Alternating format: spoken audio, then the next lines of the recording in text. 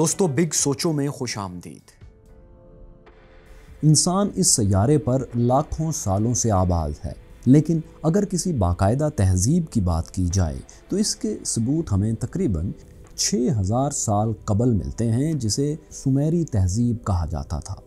दोस्तों, अशरफुल मखलूक़ात यानी इंसान ने तहजीब के आगाज़ से ही दुनिया को अपनी जहानत से बदलना शुरू कर दिया और ऐसे ऐसे अजूबे बना डाले जिन्हें देखकर आज का इंसान भी दंग रह जाता है।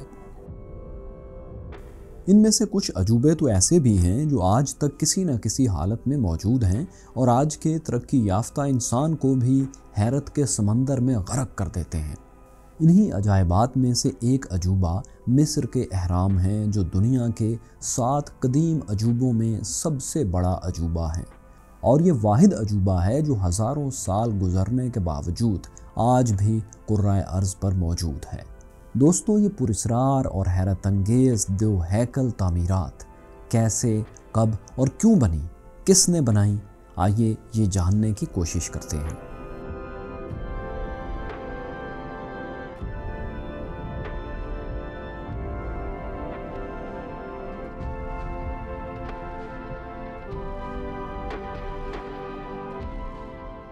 दोस्तों, मिस्र को कदीम तरीन तहजीब का गहवारा कहा जाता है और वो इसलिए कि वहाँ आज से हज़ारों साल पहले कायम होने वाली तहजीब की बाकियात मिलती हैं। इनकी बाकियात में मिस्र के दारुल हुकूमत काहिरा में गीज़ा के मुकाम पर मौजूद मुसल्लस की शक्ल के इन 3 अहराम का शुमार इंसान की कदीम तरीन तामीरात में होता है। माहिरीन आसार कदीमा के मुताबिक पूरे मिस्र में दरियाफ्त किए गए अहराम की कुल तादाद 138 है, जिनमें से 80 अहराम ऐसे हैं जो आज भी मौजूद हैं। इन अहराम में सबसे शानदार the great pyramid of खोफो, the great pyramid of Khafre और मंकोर हैं, जिनका जिक्र हम अपनी इस वीडियो में करने जा रहे हैं। दोस्तों, मशहूर मौर्रख हेरोडोटस अपनी किताब द हिस्ट्रीज़ में लिखता है कि इन अहराम की तामीर में 1 लाख से ज़ायद हुनरमंदों ने काम किया, लेकिन जदीद माहिरीन आसार कदीमा के अंदाज़े के मुताबिक इन अहराम को तकरीबन 20 से 30 हज़ार लोगों ने तामीर किया।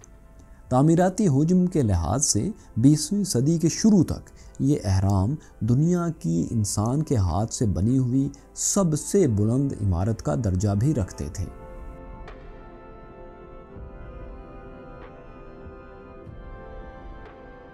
दोस्तों, कदीम मिस्र में बादशाहों को फ़िरौन कहा जाता था और इन फ़राइन को अपने पैरोकारों में खुदा का दर्जा हासिल था। फ़िरौन खोफो का हरम इन 3 अहराम में सबसे बड़ा है, जिसे चियोप्स का हरम भी कहा जाता है। हरम खोफो, जिसे ग्रेट पिरामिड ऑफ गीज़ा भी कहा जाता है, दुनिया के 7 कदीम अजूबों में अब तक सही सलामत रह जाने वाला वाहिद अजूबा है। इसकी तारीख़ तामीर तकरीबन 2700 कबल मसीह बताई जाती है, 2700 ईयर्स बिफोर क्राइस्ट। इसकी बुलंदी एक वक्त 482 फीट थी, जो मौसमियाती तग़य्युर की बदौलत ऊपरी हिस्सा मिट जाने की वजह से अब तकरीबन 450 फीट रह गई है। इसकी चौड़ाई चारों अतराफ से 755 फीट है और इसका कुल रकबा 13 एकड़ पर मुहित है। इसकी तामीर में तकरीबन 23 लाख पत्थर के ब्लॉक इस्तेमाल किए गए, जिनमें हर पत्थर का वज़न तकरीबन 2.5 से 3 टन है और हाँ, कुछ पत्थर तो इससे भी ज़्यादा वज़नी हैं। इस हिसाब से देखा जाए तो इस हरम में लगाए गए इन ब्लॉक्स का कुल वज़न 57 लाख टन 5.7 मिलियन टन तक हो सकता है। एक अंदाजे के मुताबिक एक दिन में तकरीबन 800 टन पत्थर लगाया गया, यानी तकरीबन 12 से 13 बड़े पत्थर हर रोज़ अपनी जगह फिट किए गए। दिलचस्प बात यह है कि ये पत्थर इस नफासत और कारीगरी से लगाए गए थे कि 2 पत्थरों के दरमियानी दर्ज में एक आम प्लास्टिक का कार्ड, आपका ATM या डेबिट क्रेडिट कार्ड भी दाखिल करना मुश्किल है। दोस्तों, सबसे पहले इसकी पैमाइश माहिर मिस्रियात सर फ्लेंडर पैट्री ने 1880 में की और the pyramid and temples of Giza के नाम से शाया करवाई। इस हरम को 19वीं सदी तक दुनिया की सबसे बड़ी और ऊंची इमारत कहा जाता था। दोस्तों, एक मफरूज़े के मुताबिक ये अहराम ग़ुलामों के तामीर करदा हैं, लेकिन मशहूर मिस्री मौर्रख डीटर विल्डोंग के मुताबिक इसको तामीर करने वाले लोग ग़ुलाम नहीं थे, बल्कि वो मिस्र के आम लोग थे जिन्हें बहुत आला खुराक और सहूलियात दी जाती थीं। हरम खोफो के अंदर अब तक 3 चैम्बर्स या कमरे दरियाफ्त किए जा चुके हैं, जिन्हें किंग चैम्बर, क्वीन चैम्बर और ज़ेरे ज़मीन चैम्बर कहा जाता है। इन 3 चैम्बर्स को जाने के लिए एक दाखिली दरवाज़ा मौजूद है। दोस्तों, गिज़ा में दूसरे और दरमियान वाले हरम को खफरे कहा जाता है। ये हरम उस ख़ानदान के चौथे फ़िरौन यानी खोफो के बेटे खफरे ने बनवाया था। दूर से देखने पर हरम खफरे खोफो के हरम से ऊंचा दिखाई देता है, लेकिन दर हकीकत ऐसा नहीं है। हरम खफरे की ऊंचाई तकरीबन 470 फीट है, 471 फीट, और इस हरम के चारों अतराफ़ के बराबर चौड़ाई देखी जाए तो तकरीबन 707 फीट बनती है। दोस्तों, हरम खफरे इन 3 अहराम में वाहिद हरम है जिसके ऊपर वाला हिस्सा आज तक अपने शानदार माजी की हल्की सी झलक पेश करता है। यानी पता चलता है कि इन अहराम के ऊपरी हिस्से पर सफ़ेद चमकदार चूने का पत्थर लगाया गया था, जो 1303 ईस्वी में ज़लज़ला आने से उखड़कर गिर गया और फिर ममलूक सल्तनत के सुल्तान नासिरुद्दीनुल हसन के दौर में यहाँ से पत्थर उखाड़कर और चूना उखाड़कर उनसे एक छोटा सा किला और मस्जिद बनवाई गई। कुछ मौर्रखीन का ये भी कहना है कि 19वीं सदी में मोहम्मद अली पाशा ने भी इन अहराम से कुछ पत्थर उतरवा कर काहिरा में मस्जिद मोहम्मद अली की बुनियाद रखी थी।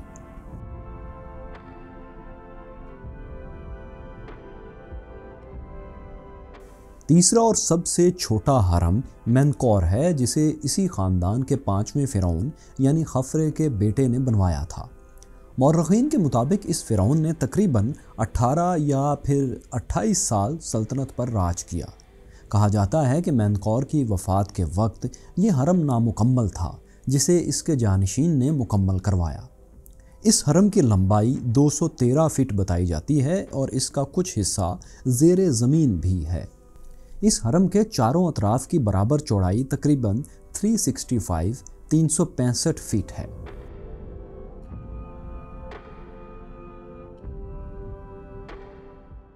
दोस्तों, इन अहराम के कुछ ही फासले पर एक तवीलुल क़ामत बहुत लंबा सा मुजस्समा भी है, जिसे अबुल हौल या स्फिनिक्स कहा जाता है।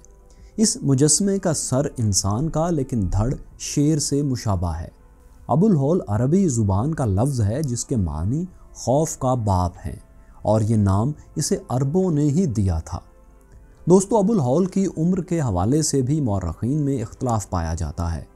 कुछ लोगों का मानना है कि ये मुजस्समा 7000 क़ब्ल अज़ मसीह 7000 बिफोर क्राइस्ट यानी तकरीबन 9000 साल पुराना है, लेकिन ज़्यादातर मौर्रखीन के मुताबिक ये मुजस्समा तकरीबन 2500 क़ब्ल अज़ मसीह के लगभग यानी तकरीबन 4500 साल पहले एक बड़ी चट्टान को तराश कर बनाया गया था।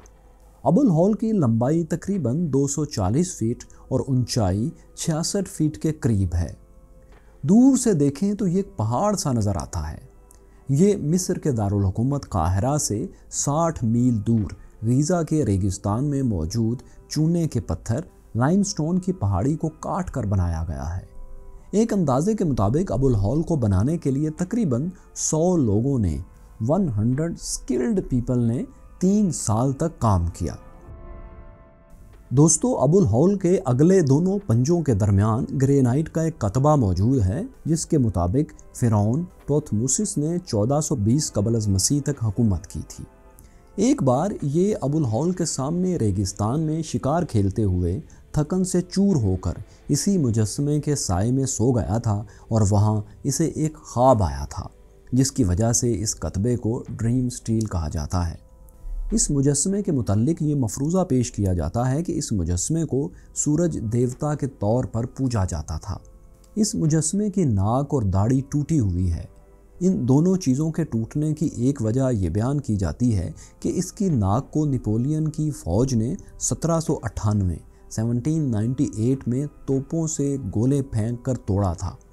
लेकिन इस बात को सच इसलिए नहीं कहा जा सकता क्योंकि 18वीं सदी की कुछ पेंटिंग्स में इसकी टूटी हुई नाक नज़र आती है।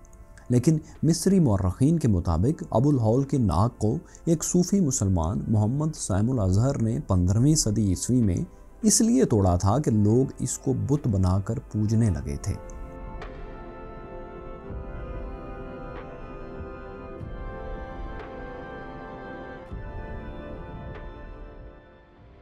दोस्तों, मिस्र के हज़ारों साल पुराने इन अजीम अहराम की तामीर कैसे हुई? बग़ैर किसी मशीन और टेक्नोलॉजी के इतने वज़नी पत्थर किस तरह इतनी ऊंचाई पर पहुंचाए गए? आखिर वो कौन सी तकनीक थी जिसकी बदौलत इन अहराम की तामीर मुमकिन हुई? इस हवाले से बहुत से सवालात जहन में आते हैं। मौर्रखीन और माहिरीन आसार कदीमा सदियों तक इस गुत्थी को सुलझाने की कोशिशें करते रहे हैं, लेकिन इनमें से अक्सर बातें सिर्फ मफरूज़े ही साबित हुई हैं। जैसा कि एक थ्योरी पेश की जाती है कि ये पत्थर पतंग के ज़रिए हवा में उड़ाकर उस मुकाम तक ले जाए गए। ये थ्योरी कैलिफोर्निया की एक सॉफ्टवेयर इंजीनियर ने पेश की थी। उन्होंने इस थ्योरी को साबित करने के लिए पतंगों की मदद से 180 किलो वज़न उठाने के कामयाब तजुर्बे भी किए, लेकिन फिर भी इस थ्योरी को ज़्यादा तवज्जो ना मिल सकी। एक और थ्योरी ये भी पेश की जाती है कि ये पत्थर गीज़ा तक पहुंचाने के लिए मिस्रियों के पास ऐसी तकनीक थी जिससे कशिशे शकल को ख़त्म किया जा सकता था।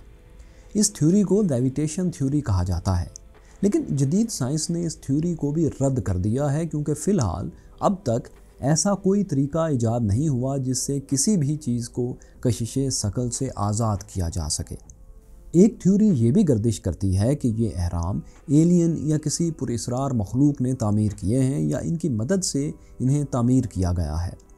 इस हवाले से ये बात दिलचस्प है कि इस मफरूज़े के हक़ में स्पेस एक्स के सरबराह इलॉन मस्क ने हाल ही में एक ट्वीट भी की, लेकिन मिस्री हुकूमत ने इन्हें अपने मुल्क आने की दावत दे दी ताकि वो जायज़ा लेकर इस बात की तसल्ली कर लें कि अहराम मिस्र की तामीर खलाई मखलूक ने नहीं की। दोस्तों, अहराम मिस्र की तामीर के हवाले से एक मशहूर थ्योरी ओरियन कोरिलेशन थ्योरी भी कहलाती है।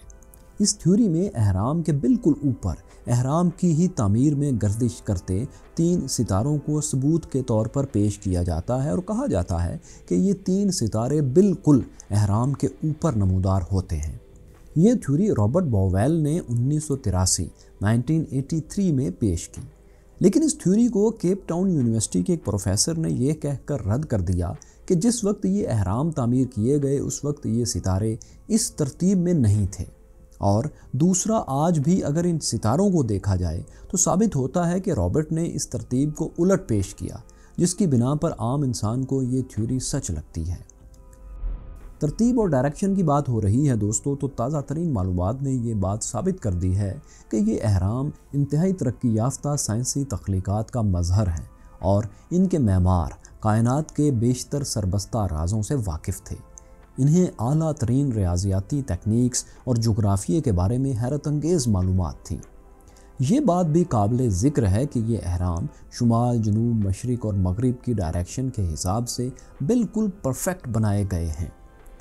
कहा जाता है कि इनकी परफेक्शन के लिए इंडियन सर्कल मेथड को इस्तेमाल किया गया होगा क्योंकि उस दौर में टेक्नोलॉजी ना होने के बायस ऐसा मुमकिन ही नहीं था कि इनकी तरतीब और अलाइनमेंट इतनी परफेक्ट होती।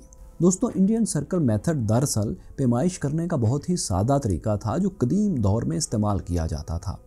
इसमें मार्च इक्विनॉक्स या सितंबर इक्विनॉक्स यानी साल के वो दिन जब रात और दिन बराबर होते हैं उस वक्त एक बड़ा सा बांस या डंडा लेकर ज़मीन में लगा दिया जाता था और इसके साए को गोल सर्कल में नापकर इसके कोनों पर एक लाइन खींच दी जाती थी, जिससे शुमाल और जनूब की बिल्कुल परफेक्ट लोकेशन सामने आ जाती थी। मौर्रखीन का ख्याल है कि हज़ारों साल पहले सिर्फ यही एक तरीका हो सकता है जिससे अहराम की डायरेक्शन बिल्कुल सही नापी गई हो और इन्हें तैयार किया गया हो। इसके अलावा एक थ्योरी 1980 में एक फ्रांसीसी साइंसदान जोसेफ डेविड ने पेश की। इनका कहना था कि ये पत्थर कहीं से नहीं लाए गए बल्कि इन्हें यहीं इसी मुकाम पर लाइमस्टोन, मट्टी और चूना वगैरह के मिक्सचर तैयार करके लकड़ी के सांचों में बनाया गया था। दोस्तों, जोसेफ की इस थ्योरी पे उस वक्त किसी साइंसदान ने यकीन नहीं किया, लेकिन कुछ अरसे बाद एक साइंसदान माइकल बारसोम ने 5 साल की रिसर्च के बाद ये नतीजा निकाला कि जोसेफ की ये थ्योरी सच हो सकती है। इन मफरूज़ों के अलावा ज़ुबान ज़द-ए-आम थ्योरीज़ की बात की जाए, यानी वो थ्योरियाँ जिसको अक्सर मौर्रख़ीन सच मानते हैं, वो ये है कि ये ब्लॉक्स दरियाए नील के दूसरे किनारे पर एहराम से तकरीबन 8 किलोमीटर दूर वाक़या तोरा के एक मुकाम से एक लंबी नहर खोद कर कश्तियों के ज़रिए इस मुकाम तक लाए गए और एहराम के अंदर मिलने वाले कुछ ग्रेनाइट्स के ब्लॉक्स तकरीबन 800 किलोमीटर दूर असवान से यहाँ तक लाए गए।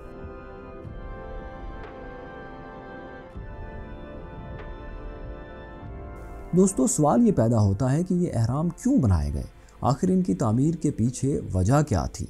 इस हवाले से भी मुख्तलिफ मफरूज़े बयान किए जाते हैं, जैसा कि एक मफरूज़ा ये दिया जाता है कि ये अहराम पावर प्लांट का काम देते थे, यानी यहाँ पर बिजली पैदा की जाती थी।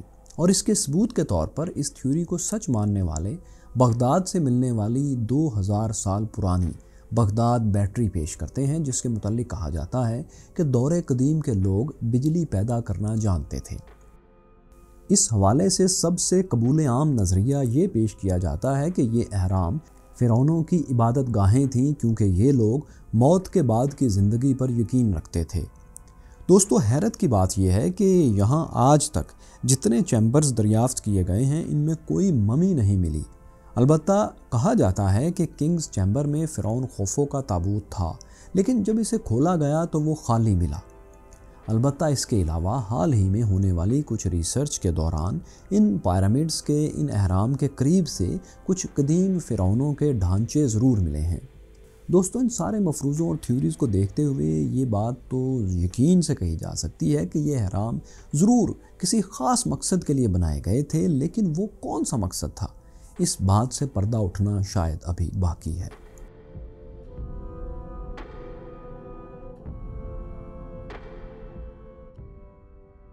दोस्तों, एक रिपोर्ट के मुताबिक मिस्र में सालाना तकरीबन 1.5 करोड़ लोग सियाहत की गरज से आते हैं।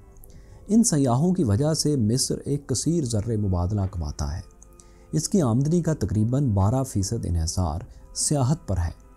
एक अंदाजे के मुताबिक 2010 के बाद से अब तक मिस्र सालाना तकरीबन 8 अरब से लेकर 12 अरब डॉलर तक सिर्फ सियाहत से हासिल करता है। दोस्तों, ये हज़ारों साल पुराने ये पुरस्रार अहराम आज भी बहुत से राज अपने अंदर लिए हुए हैं, जिनके बारे में साइंसदान नई से नई रिसर्च सामने लाते रहते हैं, लेकिन अभी तक बहुत से राज अफशा नहीं हो सके। उम्मीद है मुस्तकबिल में जदीद साइंस इसकी तामीर की वजह और तरीक़ेकार के राजों से पर्दा उठाने में कामयाब हो सकेगी। दोस्तों, आपको आज की वीडियो कैसी लगी? आप अहराम मिस्र के बारे में और क्या कुछ जानते हैं? कमेंट्स में हमें ज़रूर बताइए।